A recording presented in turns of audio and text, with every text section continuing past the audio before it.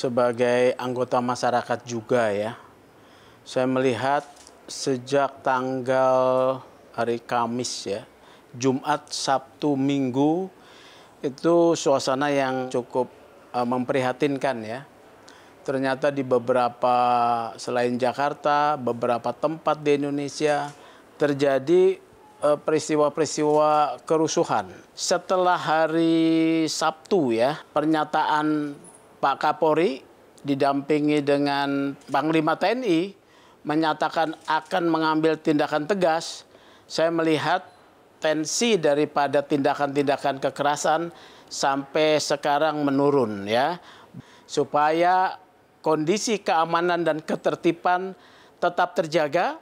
Masyarakat yang menyampaikan aspirasi pendapat di muka umum boleh menyampaikan sekeras-kerasnya, ya, mengkritik sekeras-kerasnya, tapi jangan kebablasan ya, karena yang kita serang juga itu milik pemerintah, milik negara, dibiayai dengan uang kita sendiri loh, ya, dibiayai oleh pajak kita. Nah, harus disampaikan kepada masyarakat bahwa ketidaksetujuan kita, kritik kita, ya, kemudian penyampaian pendapat kita dalam negara demokrasi ini memang harus disampaikan. Ada ketentuan peraturan perundang-undangan tentang pernyataan pendapat di muka umum. Itu ada aturan-aturannya ya. Akan tetapi saya melihat ada simbol-simbol yang kemudian diserang ya. Simbol-simbol ini mewakili simbol-simbol pemerintahan sipil. Apa itu? Satu adalah gedung DPR. Kemudian di daerah direpresentasi dengan gedung DPRD. Itu adalah simbol pemerintahan sipil.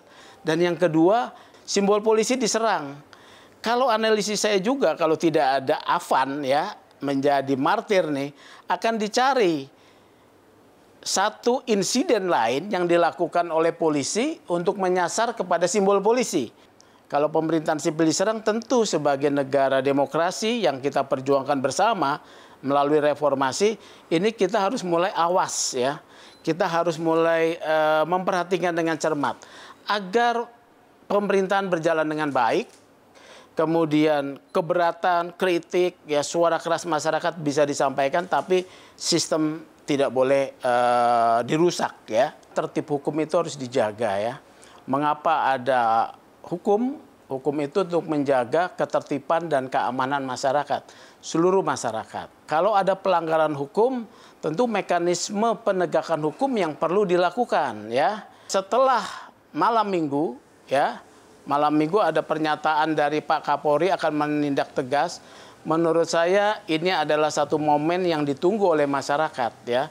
Ada ketentuan aturan yang mengatur tentang itu, yaitu kalau IPW melihat adanya ketentuan Perkap nomor 1 tahun 2009 tentang penggunaan kekuatan di dalam tugas-tugas kepolisian.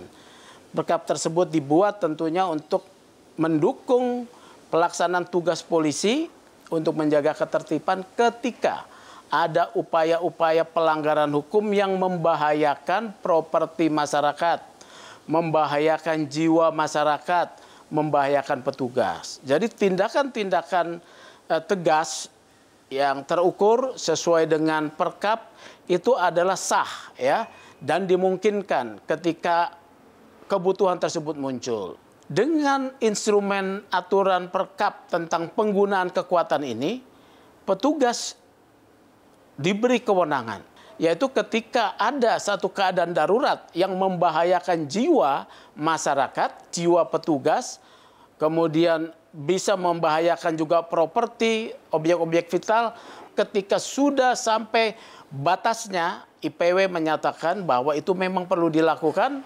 Saya rasa dilakukan tindakan itu sah ya. Artinya apa? Hukum adalah satu social engineering. Hukum adalah satu mekanisme untuk melakukan menertibkan keadaan sosial masyarakat supaya aman dan tertib. Ya, di sini tentu butuh yang namanya tokoh-tokoh masyarakat ya.